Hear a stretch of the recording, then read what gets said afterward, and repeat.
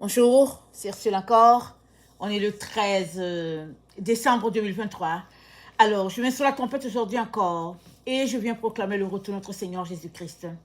Amen et alléluia, sont tous bénis, sont remplis de sa joie. Amen. Alors, je viens apporter une parole que le Seigneur m'a donnée dans la nuit d'hier à aujourd'hui. Amen.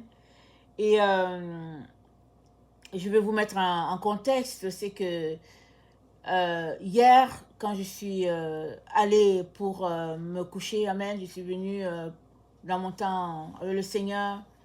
Et dès que je suis arrivée, amen, dès que je me suis assise dans la présence de Dieu, il m'a dit, il y a une suite à cette histoire. Il m'a dit ça. Il y a une suite à cette histoire. Mais je ne savais pas de quelle histoire il parlait.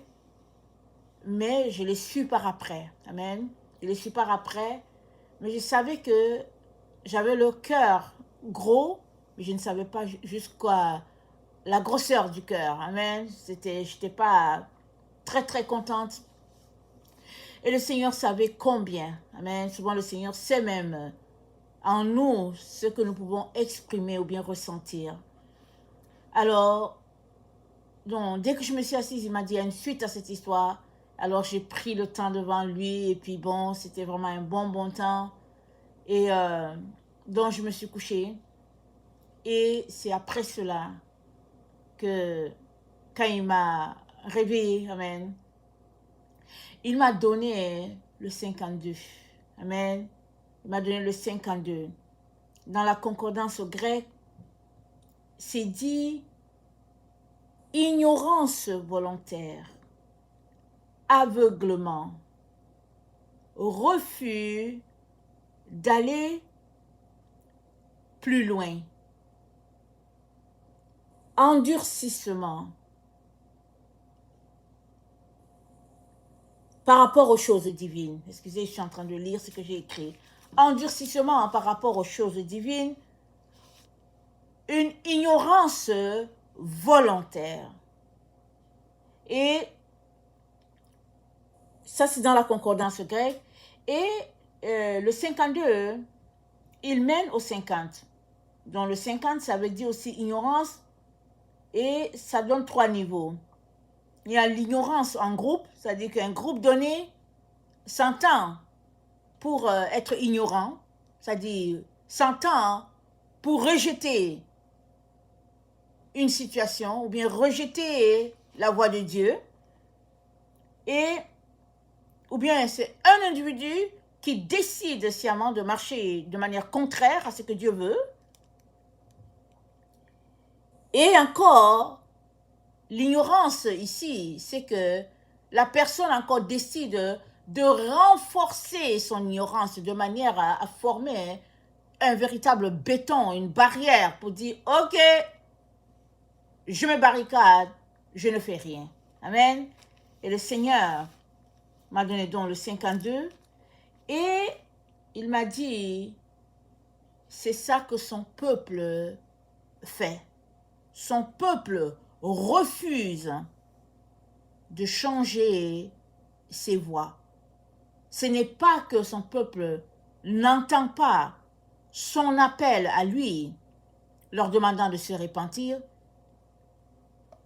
Ce n'est pas qu'il n'a pas exercé sa compassion de père, c'est tout simplement une volonté d'être ignorant des choses de Dieu. Et cette ignorance s'exprime par le fait que plusieurs ne veulent pas aller chercher. C'est comme ça que ça s'exprime.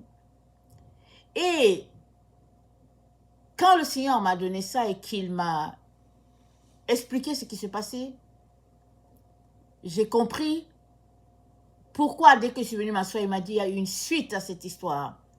Parce que lundi, je me suis levée avec l'intention de passer mes enseignements et j'avais un bon nombre d'enseignements, mais je n'ai pas pu faire ce que je voulais faire. J'ai vraiment je n'ai pas pu avancer comme je voulais. Et après,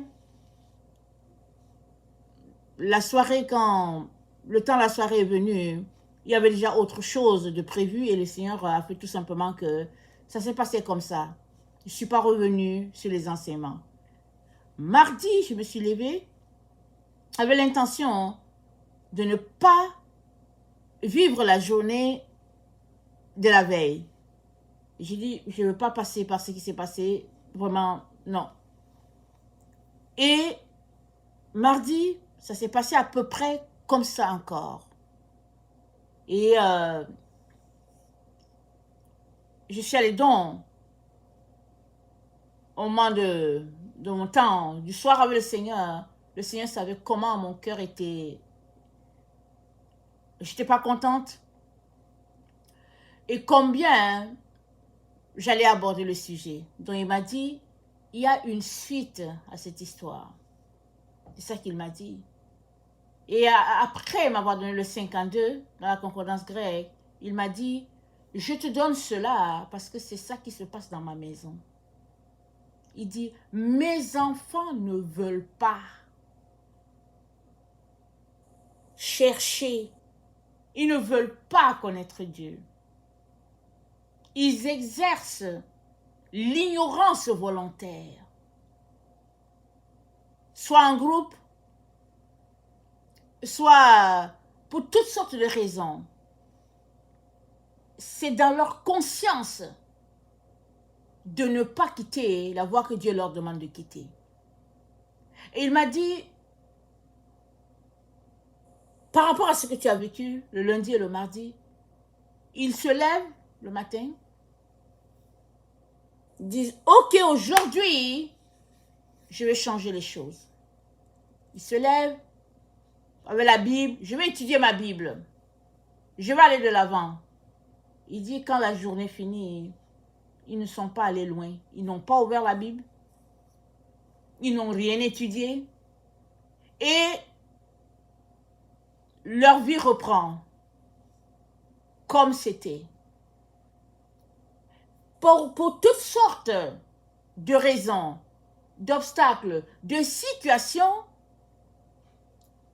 ils finissent par ne pas faire ce qu'ils sont supposés faire. Plusieurs ont l'intention, une bonne intention, un engagement. Quand ils viennent devant le Seigneur, ils disent que Seigneur, voilà ce que je veux faire, voilà ce que je veux faire. Quand le moment vient de le faire, ils ne font rien. Rien. Et ça commence en un jour A, ça finit dans un jour Z, et ils n'ont rien fait. Et ça reprend encore, et les mois passent, et les années passent, et il dit, et ainsi mon peuple reste au même endroit. Et après ils disent, j'ai prié, j'ai appelé pour que le Seigneur vienne à mon secours, et puis il n'est pas venu à mon secours. Et le Seigneur m'a dit, voilà ce que tu apporteras. La volonté que Dieu a donnée à l'être humain et le mobile qui lui donne d'avancer. La volonté est comme une voiture, un cheval au galop. C'est-à-dire, quand tu veux quelque chose, la chose va s'accomplir. Parce que ce que Dieu a mis autour de toi, dans la nature, va se déclencher pour accomplir ce que Dieu veut. Parce que tout doit s'aligner. Et dans le cosmos, et dans l'être humain, tout doit s'aligner pour accomplir la volonté de Dieu. C'est ce que le Seigneur dit. Tout s'aligne. Une fois que tu es dans la volonté parfaite de Dieu, il n'y a pas quelque chose qui résiste à Dieu. Tout se met en branle. Parce que Dieu a parlé, la chose doit s'accomplir. Il dit, les anges attendent, les puissances désignées pour aider attendent, mais il dit, mes enfants ne font rien. Et vous savez qu'il y a les saints d'autrefois qui sont là aussi, qui attendent. Tout le monde est là, attend. Ils attendent, ils sont prêts à agir pour aider la personne à aller de l'avant. Il dit, mais mon enfant ne fait rien. Finalement, les anges aussi ne font rien. Et les saints d'autrefois qui doivent aussi aider ne font rien. Ils sont là, ils attendent. Alors le Seigneur dit, la volonté est une force, c'est une puissance que Dieu nous a donnée. Et Dieu ne peut pas aller au-delà de notre volonté. Il ne peut pas aller outre ta volonté. S'il t'a appelé à faire quelque chose, il faudrait que tu défonces mur et tout pour faire la chose. Et ce que Dieu a ordonné va s'accomplir. Alors, volonté, ça veut dire, l'explication c'est le caractère, la disposition à prendre des décisions avec fermeté. Je répète, volonté, caractère, disposition à prendre des décisions avec fermeté, choix, exigence, intention.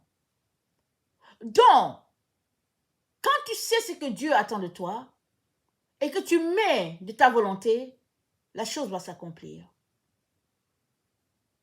C'est comme ça que les miracles se réalisent. C'est comme ça que les montagnes sont déplacées dans le nom de Jésus à cause de la volonté de la personne d'obéir à Dieu. La volonté, dit le Seigneur, c'est une puissance qui crée une réponse. Alléluia. Parce que tu le veux, et c'est tellement, au fait, en toi, ça a pris tout ton être, toute ta personne, toute ton énergie. Dieu agit. Parce que cette force, cette puissance est déclenchée et elle va produire un résultat. Et le Seigneur dit, ces enfants ne veulent pas se déranger. Ils ne veulent pas bouger.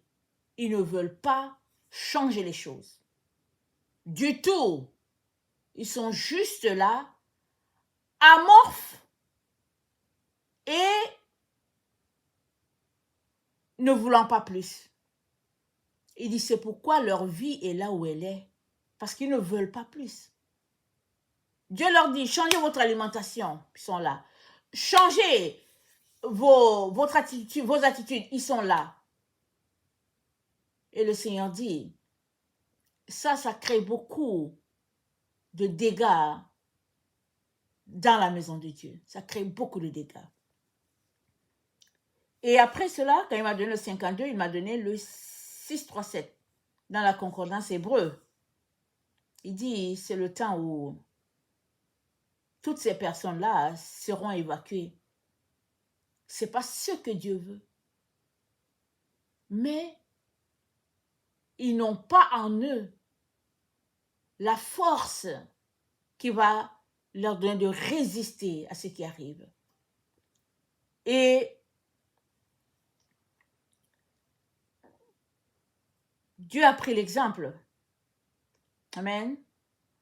Dans Ecclésiaste 7, le verset 25, ça dit, « Je me suis appliqué dans mon cœur à connaître, à sonder et à chercher la sagesse et la raison des choses et à connaître la folie de la méchanceté et la stupidité de la sottise. » Il dit quoi? Je me suis appliqué dans mon cœur à connaître.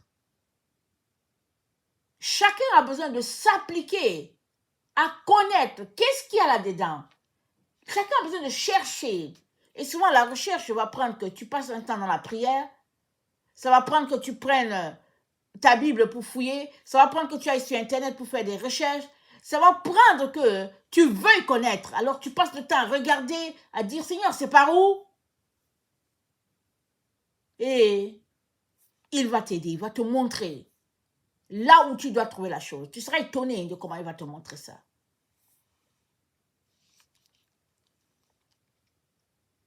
Verset 26, nous sommes à Ecclésiaste 7.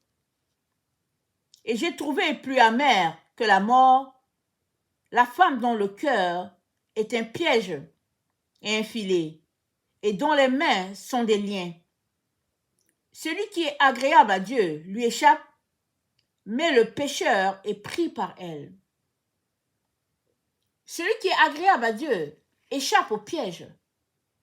Amen. Au piège qui est tendu. Celui qui est agréable à Dieu. Mais le pécheur, il tombe dans le piège de quelqu'un qui est amorphe, qui n'avance pas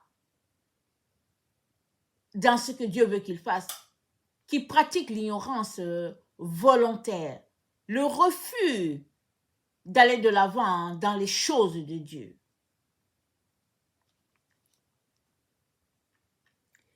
Verset 27.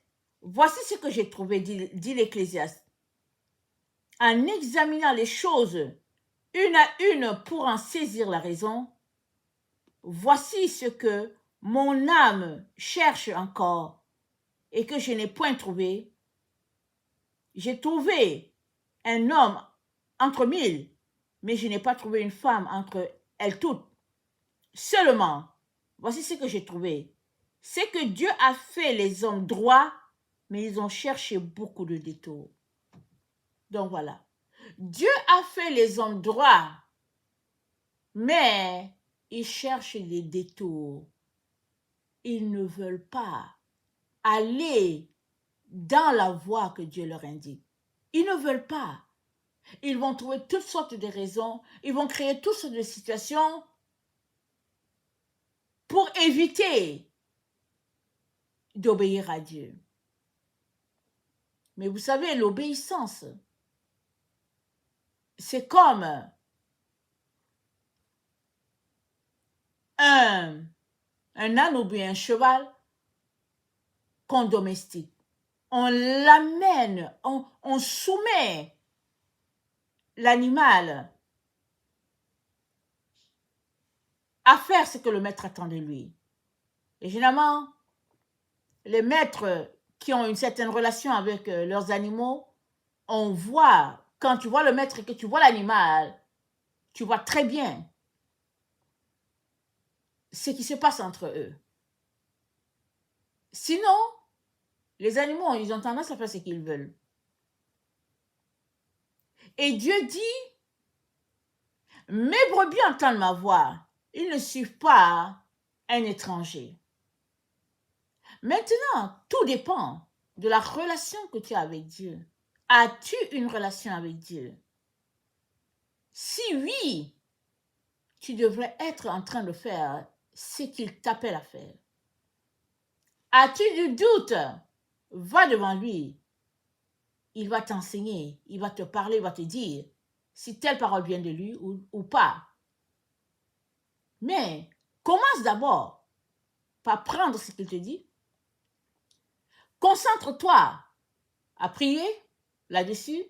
Concentre-toi à chercher parce que souvent, c'est dans la Bible la réponse qu'on veut.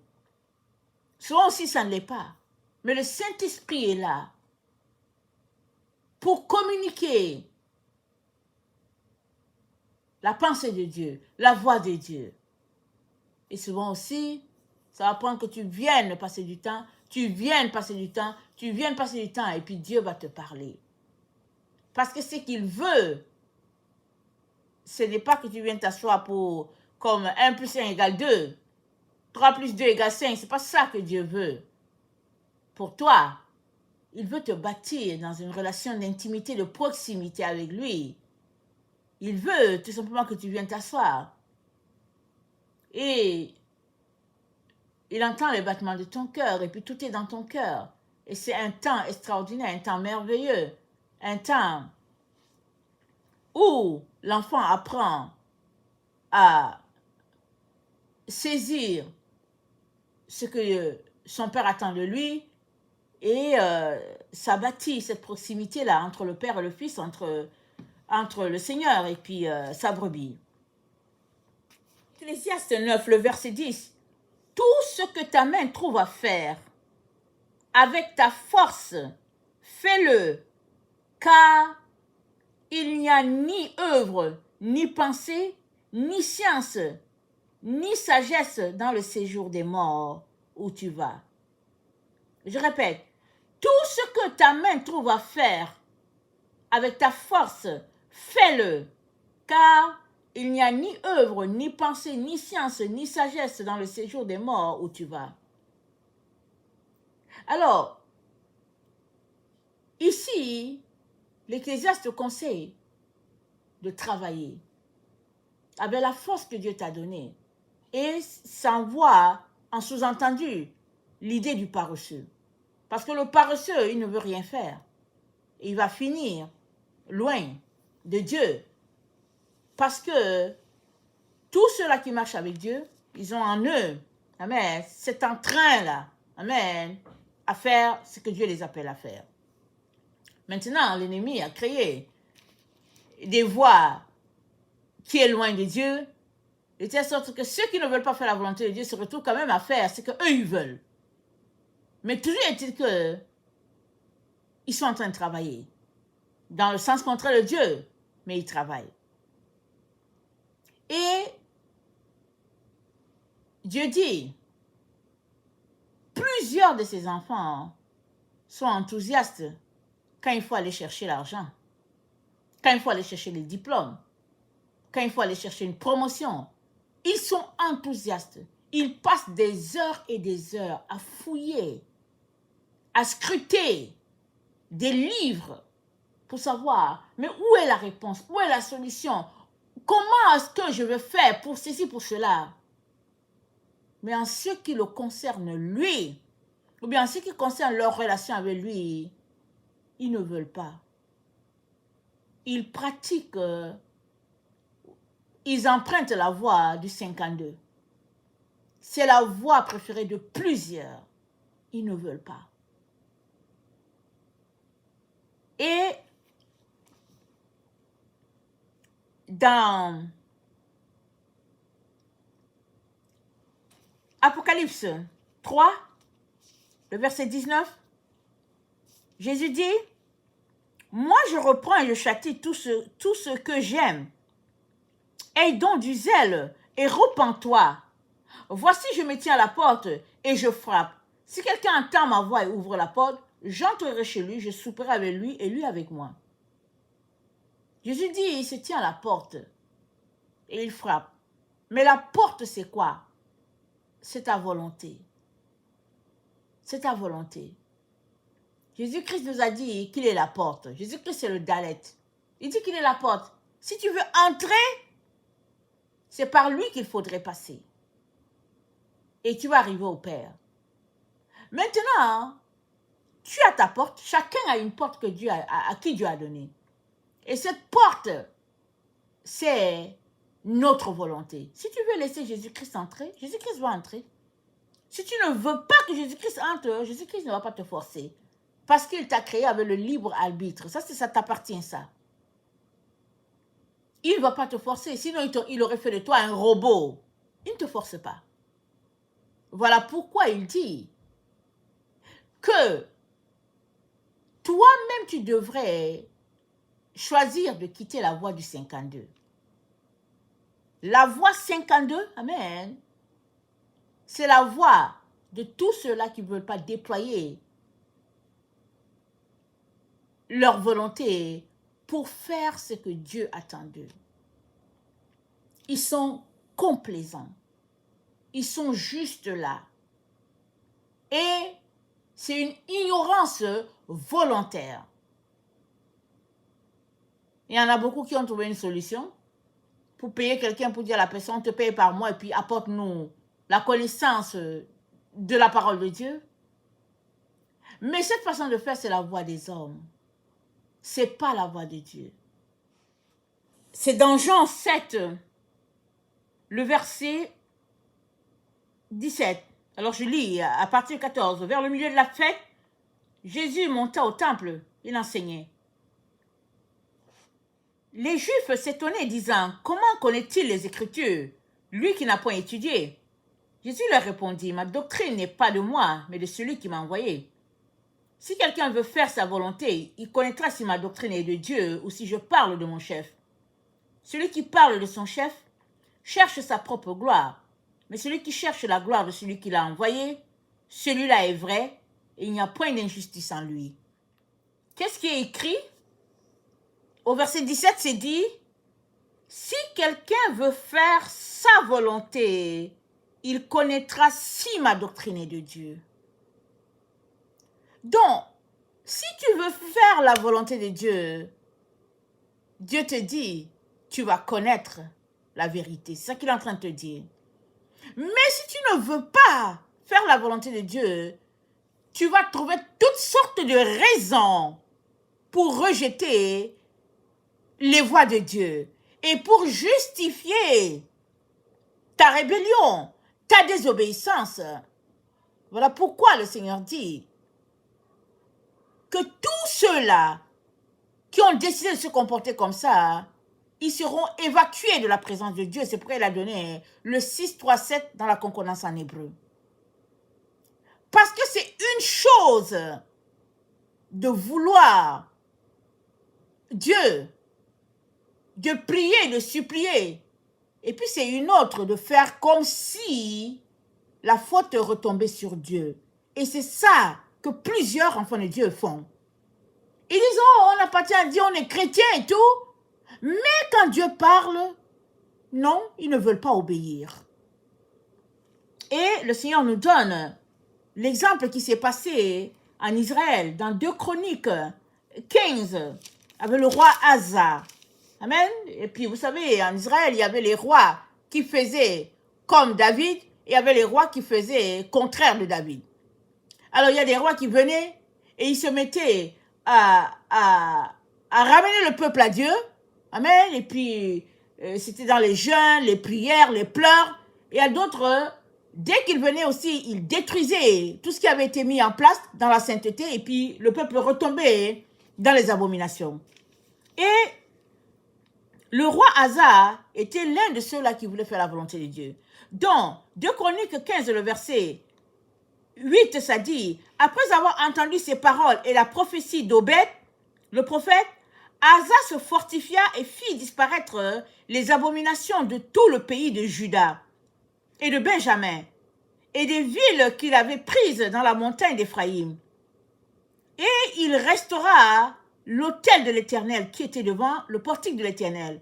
Il rassembla tout Juda et Benjamin et ceux d'Éphraïm, de Manassé et de Siméon qui habitaient parmi eux, car un grand nombre de gens d'Israël se joignirent à lui lorsqu'ils virent que l'Éternel, son Dieu, était avec lui. Ils rassemblèrent à Jérusalem le 3e mois de la 15e année du règne. Ils s'assemblèrent à Jérusalem le 3e mois de la 15e année du règne d'Asa. Ce jour-là, ils sacrifièrent à l'Éternel sur le butin qu'ils avaient amené 700 bœufs, 7000 brebis, et ils prirent l'engagement de chercher l'Éternel, le Dieu de leur père, de tout leur cœur et de toute leur âme. Amen. On relit. Ils s'engagèrent, ils prirent l'engagement de chercher l'Éternel, le Dieu de leur père, de tout leur cœur, de toute leur âme. Et quiconque ne cherchait pas l'Éternel, le Dieu d'Israël, devait être mis à mort, petit ou grand, homme ou femme. Ils jurèrent fidélité à l'Éternel, à voix haute avec des cris de joie et au son des trompettes et des cors. Tout Juda se réjouit de ce serment, car ils avaient juré de tout leur cœur. Ils avaient cherché l'Éternel de plein gré et ils l'avaient trouvé, et l'Éternel leur donna du repos de tous côtés. On relit. Tout Juda se réjouit de ce serment, car ils avaient juré de tout leur cœur. Ils avaient cherché l'Éternel de plein gré Et il l'avait trouvé. Amen. Et l'Éternel leur donna du repos de tous côtés. Amen. Es-tu en train de chercher Dieu? Et Dieu dit, si, avant que Jésus-Christ ne vienne, il a exaucé son peuple qui le cherchait, combien de fois n'exaucera-t-il pas son enfant qui crie à lui jour et nuit, son enfant qui le cherche, qui scrute les Écritures, qui est là en train de fouiller pour dire qu'est-ce qui a été écrit ici, qui est en train de pleurer, en train de jeûner. Il dit, combien de fois je ne bénirai pas mon enfant qui me cherche? Il dit, mais mon peuple ne me cherche pas. Mon peuple a rejeté ma voix. Et ce qui leur arrivera, c'est la conséquence de leur voix. Ici, le roi Asa dit, ceux qui ne cherchent pas l'Éternel, ils vont périr. Donc, tout le peuple s'est engagé, comme une seule personne à chercher l'Éternel. Et l'Éternel leur a donné du repos. Le Seigneur dit, c'est ça qui va arriver. C'est ça qui va arriver sur cette terre-ci. Tous ceux-là qui cherchent l'Éternel, Dieu leur donnera du repos. Ils habiteront la Nouvelle Jérusalem. Ils seront en repos. Mais ceux qui refusent de chercher l'Éternel, ils seront évacués. 6, 3, 7, concordance en hébreu. Pourquoi les gens refusent de chercher l'Éternel? Ils mènent la voie du milieu, celle de l'hypocrisie. Ils ne veulent pas se secouer. Ils ne veulent pas se déranger. Et ils se convainquent par de faux raisonnements en disant, nous sommes sous la grâce. Dieu va nous accueillir. C'est pas vrai qu'il va nous rejeter, mais nous sommes sous la grâce.